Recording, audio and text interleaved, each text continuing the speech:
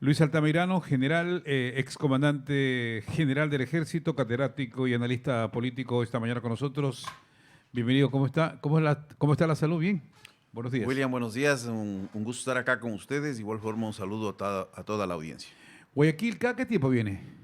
Bueno, yo visito constantemente la ciudad de Guayaquil. De igual forma, he tenido la oportunidad de estar acá en varias ocasiones por situaciones laborales, de trabajo e inclusive ahora por aspectos de carácter académico. Los militares están de campamento en campamento, digo yo, de cuartel en cuartel. ¿Cuántos cuarteles llegó usted a estar en esos hasta el grado de general? Bueno, ¿Perdió la cuenta? realmente no he contado, ¿no? No he contado porque hay algunas actividades que no se registran propiamente durante estos periplos que realizamos porque estamos en una unidad, pero pasamos a prestar temporalmente servicios en otra unidad, especialmente cuando tenemos responsabilidades en áreas de frontera o responsabilidades en zonas de jurisdicción en donde se requiere una mayor cantidad de contingente. Entonces, es difícil contar, ¿no? De hecho, yo permanecí acá también en la ciudad de Guayaquil. ¿Estuvo en el Fuerte Huancavilca o no? Pese a que, pese a que mi pase no constaba acá por situaciones que se daban en el aspecto interno. ¿De seguridad? De seguridad. Sí, de seguridad. ¿Estuvo en el Fuerte Huancavilca? Sí, efectivamente. El Fuerte Huancavilca. Ahí estuvo Paco Moncayo. Hace muchos años, sí. Hace muchos años. Tenía un compadre que conducía el vehículo de Paco Moncayo, ya murió, estaba en el ejército. A lo que iba, son las 7 de la mañana, 44 minutos. ¿Cuáles son las diferencias que hay entre Quito y Guayaquil? Voy a hablar en temas de seguridad, para meternos un ratito en este tema. Si comparamos las dos ciudades, ¿tienen sus diferencias o las dos ciudades son cortadas con la misma tijera? Bueno, hay aspectos que debemos considerar que tienen una similitud en términos que las dos ciudades se constituyen en polos de atracción de migración. Y si vemos inclusive en la incidencia que esto tiene en términos electorales, estas ciudades sumadas las dos se constituyen prácticamente en un 45-46% de todo el padrón electoral. Entonces tenemos una concentración muy fuerte en estas dos ciudades, las mismas que también se constituyen como centros políticos importantes. Ahora, no podemos desconocer el proceso histórico del Ecuador y la propia naturaleza geográfica. Guayaquil, en su posibilidad de tener acceso al mar, la posibilidad del comercio internacional a través de los puertos, que hay que recordar que sobre el 90%, 95% del comercio internacional se realiza a través de la vía marítima, y esto genera otro tipo de dinámicas.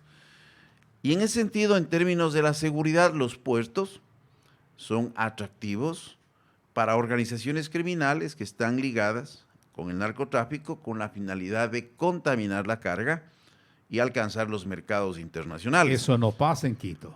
Eso no pasa en Quito. Por no ser puerto. Por no ser puerto. Ahí tiene una ventaja, si se quiere llamar ventaja. Sí, el problema de la seguridad, cuando uno analiza en la costa ecuatoriana, los niveles de violencia justamente aumentan en donde están estas rutas de transporte con acceso hacia los puertos. Por eso vemos que los índices de violencia, tanto en la provincia del Oro, por la presencia del puerto de Bolívar, acá también, lógicamente, en la provincia del Guayas, lo propio pasa en Manta, digamos en la provincia de Manabí, y lo propio también tenemos en Esmeraldas, porque son rutas de tránsito y de trayecto. Y parte de eso, por ejemplo, un cantón muy importante en estas rutas, que es parte de la provincia del Cañar, que es la Troncal, tiene niveles de violencia que son realmente alarmantes. Pero esto en relación a lo que es el narcotráfico. Y no podemos olvidarnos de que el problema de seguridad que vive el país, no podemos singularizarlo exclusivamente a lo que es narcotráfico, porque existen otros problemas que se ven invisibilizados justamente por este tipo de actividad que genera niveles de violencia que son muy elevados. Pero sintetizar el problema de la seguridad del país y la seguridad de la sociedad exclusivamente al narcotráfico es desconocer un contexto mucho más amplio, elementos también de carácter estructural que están presentes, y desconocer también la incidencia y crecimiento que ha tenido la delincuencia común. Y esta delincuencia común usted la puede observar y expresar a través de indicadores que son los delitos a la propiedad. El país pasó del año 2021 al 2022 un incremento del 23% de delitos a la propiedad. Estamos hablando de cifras de 62.000 delitos a 77.000 delitos. Y si vemos, por ejemplo, incrementos importantes, en el robo, por ejemplo, a motos, hay un incremento del 55%, estamos hablando de 14.000 motos que se han robado en el país. En carros, estamos hablando de un valor de 10.500 carros, que tiene un incremento del 50% en relación al 2021-2022. Y lo propio, por ejemplo, en lo que es el asalto a las personas, en donde tenemos ahí, por ejemplo, un incremento del 22%. Entonces, son más de 36.000 personas que han sido asaltadas, que han sido afectadas, y por eso la percepción de inseguridad que se tiene no es una percepción que exclusivamente se deba a estos hechos de violencia que también son magnificados, que son transmitidos a través de los medios de comunicación, las redes sociales, que generan una percepción complementaria a esa misma realidad de inseguridad que vivimos los ecuatorianos. La mayor parte de los crímenes que se dan, el sicariato, todo eso es por la droga. Definitivo. Hay estadísticas que nos señalan que estamos hablando en el orden del 80% en relación a los homicidios que se dan. Aquí también tenemos nosotros que observar que el crecimiento ha sido exponencial, Sí. porque hemos duplicado en un año prácticamente la tasa de homicidios, Y hay que es uno de los indicadores muy importantes que Sí. señala Naciones Unidas para determinar niveles de violencia en los países. ¿Y cómo contrarrestar todo este tema? ¿Por dónde parte? Porque aquí se tiran la pelotita ya. El gobierno nacional, el gobierno local. No es que tú, es que no haces nada y que yo tengo que hacerlo todo. No es que a ti te corresponde hacer, tú tienes que hacerlo. El Estado, me refiero al Estado. Y el Estado de repente no corresponde. Aquí tenemos un centro penitenciario donde dicen que se ordena las matanzas, la droga zumba, el gobierno captura toneladas de droga, creo que van más de 300 toneladas en el gobierno de Guillermo Lasso. Pero así mismo hay otro sector que dice, sí, pero si capturan droga es porque está entrando más droga. ¿Qué podemos decir al respecto, Luis? Sí, mire, se tiene que trabajar rearticulando el sector seguridad. Aquí se cometió un error muy grave en el gobierno anterior, que fue la eliminación del Ministerio Coordinador de Seguridad, en donde muchos aplaudieron. Y si usted revisa el decreto ejecutivo, lo que menciona es para buscar eficiencia administrativa. En pocas palabras, reducir la carga en el sector público. Eso fue un error, porque ahí había una experiencia. Podríamos decir, Luis, el peor error. Ese es uno de los peores errores que se cometieron. Lógicamente, la eliminación del Ministerio del Interior y la eliminación del Ministerio de Justicia y Derechos Humanos. ¿Por qué? Usted deja estas áreas tan importantes sin coordinación y sin lo que se conoce en el sector público como rectoría, capacidades de planificación, coordinación, integración, evaluación y control.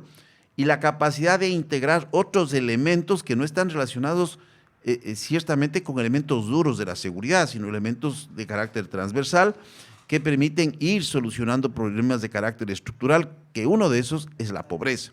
Ahora, cuando usted me dice la captura de droga, aquí también hay una lectura politizada del problema de la seguridad y ese ha sido uno de los errores del gobierno. Además de no tener una visión integral y holística del problema de la seguridad, se nos apuesta, o se hace la apuesta desde el gobierno, a que nos metamos en un discurso de miedo y en un discurso de reacción exclusivamente centrado en elementos de fuerza. Mire, en el 2016, la captura de drogas estuvo en el orden de 110 toneladas. Entonces, hay que comprender este proceso. Dice, pero bueno, ahora se está capturando en el año anterior o en el año que acaba de pasar, estamos hablando de un valor aproximadamente de 205 toneladas. En el 2021 un valor de 210 toneladas, 215 toneladas. Eso es bastante. Sí, es bastante, pero veamos cómo fue la evolución. Usted tiene en el 2016 110 toneladas, pero en el 2016 se da el proceso de paz en Colombia y esto produce una rearticulación de las organizaciones criminales vinculadas a servicios de otras organizaciones de carácter local o externas, produce una redistribución en el territorio colombiano en donde los cultivos, especialmente del centro, migran hacia las fronteras. Y esto lo que hace es que en el tiempo se disminuya la oferta, ¿sí? Y, lógicamente, ¿qué es lo que produce esta rearticulación? Que aparezcan nuevas organizaciones delictivas en el tiempo, porque un 10% de los miembros de las FARC no se acogieron al proceso de paz. Se rearticula todo este diseño y si nosotros vemos en el 2019, antes de la pandemia, nosotros ya tenemos niveles de incautación de 98 toneladas. Uno dice, bueno, no es mucho, pero revisemos los datos. Colombia pasa entre el 2020 y 2022 con un incremento en términos de hectáreas de cultivo del 43%. Entonces usted aumenta la capacidad de producción y a eso sume lo que están los análisis que ha hecho la Oficina de las Drogas contra el Delito de las Naciones Unidas, de que se modificaron las semillas, se trabajaron genéticamente para generar de 2 a 3 cosechas al año. Entonces estamos en una oferta mayor y lógicamente, porque decir esto el gobierno es gravísimo, porque es decir que las Fuerzas Armadas y la Policía Nacional, en el tiempo que él no era presidente, actuaron en complicidad con los gobiernos de turno o con élites políticas, y eso es falso. Sí, Santos creo que fue uno de los últimos presidentes de Colombia que mejor controló el tema de cultivos, el tema de la droga. Sobre este tema que usted habla de fronteras, estamos con el general Luis Altamirano, excomandante general del Ejército, aquí en los estudios de Primera. El tema de las trochas. Se habla mucho, por ejemplo, que en frontera con la del Perú, cruza muchas municiones, Luis, cruza mucho armamento, que sale inclusive, dicen, de investigaciones periodísticas que se realizan de las propias Fuerzas Armadas, que por ahí, porque ahora ese negocio deja bastante rentabilidad. Entonces, si no podemos controlar esas trochas, si no podemos controlar ese armamento que viaja a todo el territorio ecuatoriano, que inclusive va para la guerrilla, ¿cómo hacemos entonces allí? Mire, he mencionado en varias ocasiones que en primer lugar hay que aceptar que hay niveles de penetración importante de organizaciones criminales en el Estado.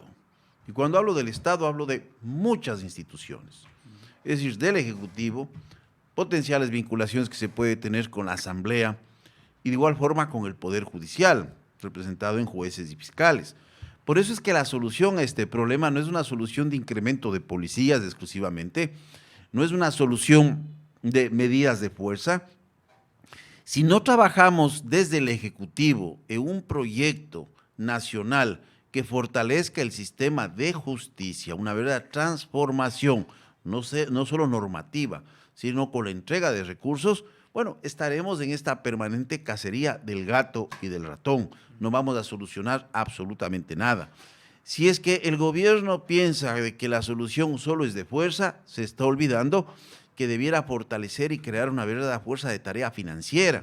La UAFE, que es la que se encarga de verificar lavado de activos, de evasión fiscal, flujos ilícitos de dinero, tiene un presupuesto de $3 millones.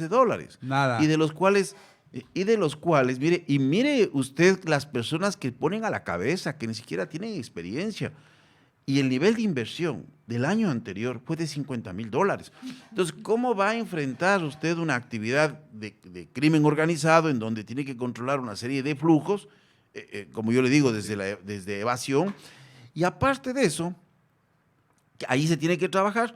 No tenemos sistemas interconectados y de intercambio de información, porque usted viera la situación deprimente del Servicio Nacional de Compras Públicas, en donde viven de parches informáticos. Usted necesita cruzar información del CERCOF con la UAFE, Ministerio de Finanzas, SRI, con la finalidad de tener una visión mucho más clara de estos flujos de dinero para poder determinar potenciales indicios en donde se esté haciendo lavado de dinero, se esté haciendo evasión fiscal o se está canalizando flujos ilícitos de recursos. Es decir, no hay una visión desde el Estado. El mismo presidente en la cadena nacional, en donde ataca a jueces y ataca a fiscales, se está olvidando de que ese no es el trabajo de él. El trabajo es fortalecer las instituciones.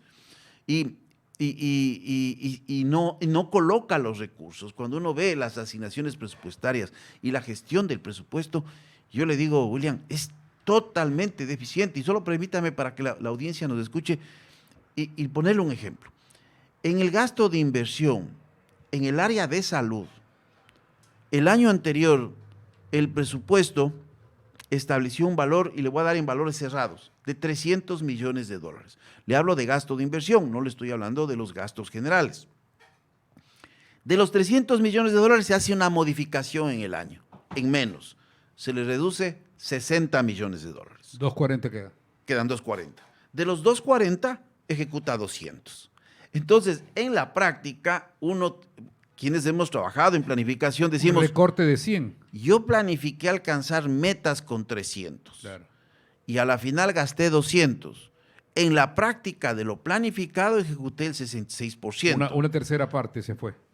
Sí, que metas y objetivos no se cumplieron. Claro. Y así pasa en muchas áreas del sector público, y en el área de seguridad usted se cae para atrás, porque los 17 millones asignados al Ministerio del Interior el año anterior se ejecutó 0%. General Luis Altamirano, si no es mucha molestia, para la próxima que esté aquí en Guayaquil, una vez más aquí en los estudios.